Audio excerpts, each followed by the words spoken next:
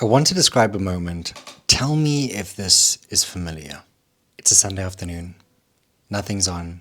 Kids are in the garden. Your partner is at home. By reasonable measure, you should be considering this as rest. Except you're not resting. You're on the couch, you're on the phone, maybe scrolling. You're just looking. And you might just feel that there's this underlying feeling that is just sitting there. This restlessness. And you might not want to call it anxiety exactly, nor stress. It's just this inability to arrive. It's as if the engine is still going even though the car is parked. Or maybe in another scenario, it's a holiday and you've been planning this for months. You get there and the place is beautiful, the food is good, the people are incredible, you with your family. And it takes you a couple of days until your head actually lands, where your thinking slows down, where your cortisol begins to drop. And you're able to be present enough to realize that you're no longer in the business or at the office. Or it's that moment when the kids are being put to bed and the house is quiet and you have that window. Genuinely, it's a window. It's a moment which you yearn for throughout the day. And instead of this moment being restorative and finding something to do for yourself, you find another thing to do, another thing to execute on. You're checking one more thing, you're reading one last email, and it's not necessarily because it doesn't matter. It's because the very idea of being still feels dangerous in your system. Bear with me today. I'm not diving into productivity. It's not about time management. It's not a new framework or system or morning routine. It's what's actually happening underneath all of this. It's why most of these solutions don't meet high performers where they're at. And it essentially makes their problems worse, not better. You cannot change a system unless you are willing to change yourself. Here's the thing about high performers and overwhelm. It's this idea of you have so many things to do, but you don't have enough time. And the normal prescription is get organized, time block, wake up earlier, sleep more effectively, analyze your sleep score, make sure you're taking in certain supplementation, batch things, protect your calendar, use no more than you use. All of these strategies work, sure, to a degree. And they help for a while until they don't. And it's as if you have just addressed the surface level issue and you haven't actually come to, well, what's underneath it? Because the problem that you've been experiencing has never been your schedule. It's the container you bring to the schedule itself. And here's what I find interesting. Modern productivity culture uses a machine-centered model of human performance. So it's optimize the inputs, maximize on the outputs, treat human capacity as a steady state. And this model fundamentally misunderstands how the brain works under high output leadership.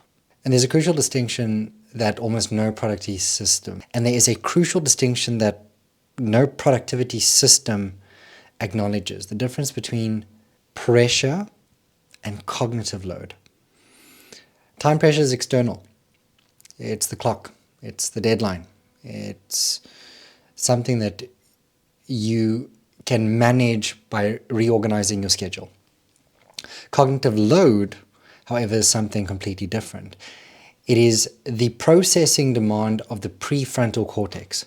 That's the part of the brain responsible for judgment, perspective, decision-making, and emotional regulation. And here's something that most people don't understand. It's the thing that, and here's something about the prefrontal cortex that most people don't know. It's that the prefrontal cortex has strict metabolic resources, meaning it cannot process indefinitely. It does run out. And this is what's interesting. When it does run out, you don't stop working. You keep working, continue persevering, but the quality of everything begins to deplete and it degrades over time. So your decisions get worse, presence disappears, lack of regulation, lack of strategic clarity. And so you fall behind, you feel behind, and it's got nothing to do with how full your calendar is. It's got nothing to do with the outside things. It's what's actually happening on an internal resource level. And so your capacity is depleted. So again, this is not a time problem. This is a resource problem, which in turn results in a capacity problem. And you cannot fix capacity by solving a time problem. So let me be specific about what's actually happening in your system. So there's this phenomenon called decision residue. This happens when you move from one task to another without completing the previous task. And so part of your cognitive processing actually ends up staying with what you were doing previously. You're not 100% focused on what you're currently sitting in and on. You're nominally on your next task, but part of your brain is still sitting on what you were doing previously. So you can see as a high performer running a full week, you're almost then never fully in the place where you're at. You're in the meeting, but you're still processing emails. Or you're responding to emails, but you're thinking about a client or a meeting that you have later. You're on holiday and you're supposed to be spending time with your wife, but you're now thinking about your strategic outlook for Q3. So you end up filling up your mental RAM with all these unmade decisions. Every open loop, every thought that has not landed or been actioned or delegated just builds up and sits in there. And it takes up space. And what happens is there's a direct correlation between the quality of your decisions and thinking and your capacity when you've got this build-up. This just compounds. So now compound the basics, the day-to-days, with the decision load of leadership as a whole. Because decision-making draws across from the same limited reservoir where you're sitting with this cognitive load. And every choice you make across the day, be it the small ones, the big ones, it depletes, it takes away. And so this limited resource gets less and less until there's actually nothing there. And when it does reach a certain point, it responds in a very predictable way. So you stop making nuanced decisions, you actually start defaulting to the easiest ones, the low-hanging fruit, because that's what's cognitively available, or the most familiar, or you might find that you're postponing, or there's this need to just semi-dissociate and step away and disconnect because you actually don't have capacity. And the research on this is quite striking. There was a study done on judges where favorable rulings dropped to 0%. That was before rest. After rest, it climbed up to 65%. Now, same judges, same cases, same context, but a completely different outcome based on whether that cognitive tank was empty or full. And keep in mind that your team is making decisions. And keep in mind that your team is making decisions based on the person that you are at the end of the day. Not the best version of you. The depleted version of you. And that again is a capacity problem. It's not a scheduling solution. So let me show you how this looks like in practice. There's a leader who's cleared their inbox, whose to-do list is the shortest it's been in months. There's nothing urgent to do. They're able to take the foot off the pedal and slow down. And there's still this sense of being behind, something that feels unresolved. So the inbox, again, was never the real problem. It was the cognitive weight underneath it. There's an executive that has taken a holiday, but never fully arrives. They're physically there. They're with the kids, they're with the family. And for the first few days, they're still monitoring. They're still overthinking. They're still in the office. And their family can feel it. They can feel it as well, but they don't know how to name that elephant in the room. There's that founder who's ticked all the boxes, revenue's up, morale is high, culture feels good.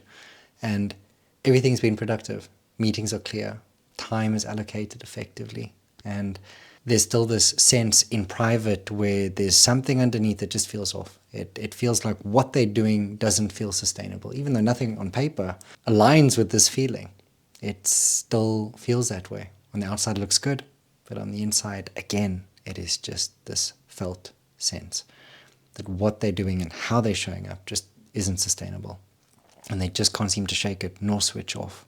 And then there's the leader who does their best thinking in the shower, on the walk, those 10, 15 minutes before business as usual and the phone is on and they're looking at emails. And then they sit and ponder on why is it so easy to see things and to make decisions at the beginning of the day versus during the day. And they just can't seem to put their finger on it. It's in those moments where the cognitive load drops enough for the prefrontal cortex to do what it does best, to function, to make decisions, to be creative, to be strategic, to be connected, and to allow for spacious thinking. I liken this to the idea that the desk is where you execute, but it is also the space where the load is heaviest. And essentially those two are not compatible. Here's a note from the ultradian rhythm and performance research. The brain operates on cycles. So deep focus can only be maintained for roughly 90 minutes at a time before it requires genuine decompression to restore concentration capacity. And high performers who are able to do sustainable high output loads of work are able to deliberately dance between output and rest or deliberate recovery. And they recognize that they cannot show up and do what they're doing if there is this continuous output that is present. So at the end of the day, what is the actual cost of this pattern? If this is how you're running your business or running your company or running your teams or essentially just running your life, how does this cost you? Not in ROI, but where you really do feel it. When a leader is chronically depleted, when they've been running low on cognitive capacity for a long period of time, their cortisol is up, their willpower and accumulated depletion is also up. And the first thing that goes is not necessarily performance, because we can mask that for a while. Performance does hold for a longer time because you've got strategies and you've got ways to get yourself out of the funk and change your state. And so those external results can look really good for a long period of time. But it's the internal state that weakens. And that's the thing that quietly degrades. So the first thing that goes is presence with your team. So they start making decisions based on what they think you want, not what the situation requires. And because they've learned that catching you at certain times, they realize that your judgment is going to vary, which is a very subtle and clear indicator as well, that there's something that needs to be looked at within you. If there are massive changes to your mood throughout the day, it's also a clear indicator. And you may find that your judgment is off and you're most reactive to the people closest to you. Next would be presence then with your family. The people closest to you are going to get the person that's left after all these decisions, after running the business, after making the daily bread, after emptying your tank out again. I think I also want to name this, which is that you don't have anything to regulate with because you're so empty. So most people would suggest, well, you need to go meditate or take a breath. But when you are at that point, you're empty, you're done. They don't necessarily get less time with you. You might still be there, but they do get less time with you being present and actually being there. And this is where it gets a little bit uncomfortable. When you recognize that presence with your decisions actually does matter, the research is clear.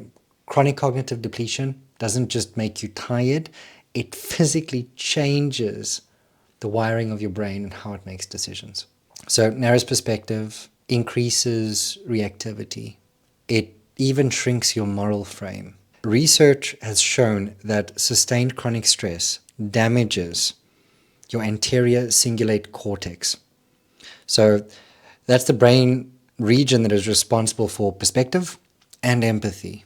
Essentially, under a sustained load, leaders become a lot less generous, less tolerant. Their natural moral compass may narrow, and this becomes far more visible and apparent before a change in metrics. And I think just to bring this to a head, the life that you've built is being built by a version of you that is running below what you're capable of. So it doesn't come back to a lack of discipline. It's not because you necessarily lack skill or capability. It's because of this container that's been overdrawn for such a long period of time that it's hard to see yourself not functioning from that space. It doesn't feel natural. It also doesn't feel like you. And the idea of you not functioning from that space could actually be quite uncomfortable. It might even feel like a threat. It's such an interesting mental frame to have, because you'd think, well, why would I want to function from a space of depletion? Well, a lot of leaders are scared of losing their drive and missing the rhythm and the pulse. And I think by bringing AI into the conversation as well, in an ever-changing marketplace, it's worthwhile noting that being able to switch off hasn't necessarily been an opportunity for many leaders over the last couple of months. So here's what I want to offer as a reframe for how you might be living and how you might be leading at this moment in time. But it is one that I would consider. The problem, again, is not your discipline. It's not your commitment. It's also not that you haven't organized yourself effectively around a system or set of systems that support and sustain you. The problem that you're sitting with is you're trying to fix and solve a capacity problem, again, with a time management solution. And those two things do not overlap. They don't speak to one another. Capacity is not the reward that you get at the end of the day once you've actually finished the work. It's the foundation that finished work is built on. And when you think about that and you flip it on its head, when you build on a foundation that isn't solid, everything becomes questionable. Everything doesn't feel as steady. So what I found with high performers is that they don't rely on brute force to create discipline in their space. They build habits, they build routines that work to their rhythm. They look at their strengths and they amplify that. And they also recognize that when there's the crises on hand, they're able to lean into those habits. They don't need to think about it. And the other key, which most people miss, is being able to regulate your dopamine. So it's being able to internally celebrate those milestones when they happen, when you get the deal, when you've had a good meeting, when you've shown up, or when you've done something early. And what you're doing is you're chemically suppressing the neurological tendency to quit. And so you're able to extend that runway over a longer period of time. And again, above all of this is go get sleep. Sleep. Sleep is a basic, fundamental player in all of this. If you're unable to sleep effectively, you're not going to be able to show up effectively. The myth is that more discipline will equal more capacity, and it's not entirely wrong. It's specifically wrong that it actually damages your system because it's trying to improve.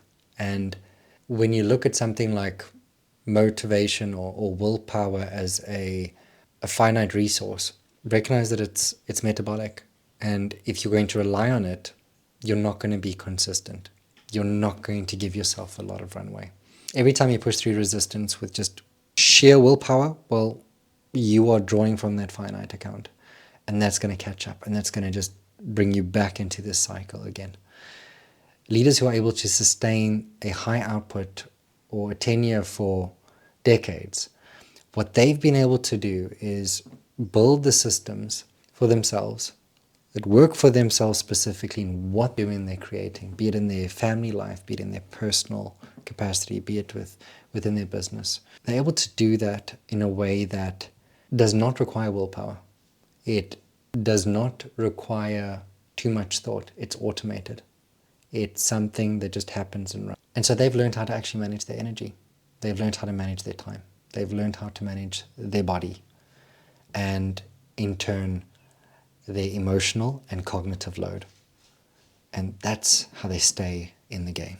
This is a fundamentally different project from productivity work. This is capacity work. You cannot schedule your way into a bigger container, but you can build one deliberately and structurally from the inside out. Look, and if this is something that hit home and resonated, it's something that I've used to help diagnose myself and countless clients over the years. And on my site, there's a capacity assessment, and it takes about 3 minutes. It maps exactly where you are exceeding your capacity, where it might be leaking, where that cognitive load feels highest, and where depletion is happening where it isn't necessarily showing out in output at this moment in time. It's not a productivity assessment, it's not a personality test or quiz, it's just something that helps you say, ooh, I see myself here. It's completely free, and I invite you to have a look at that. As always, know and trust that you have the ability to make the shift.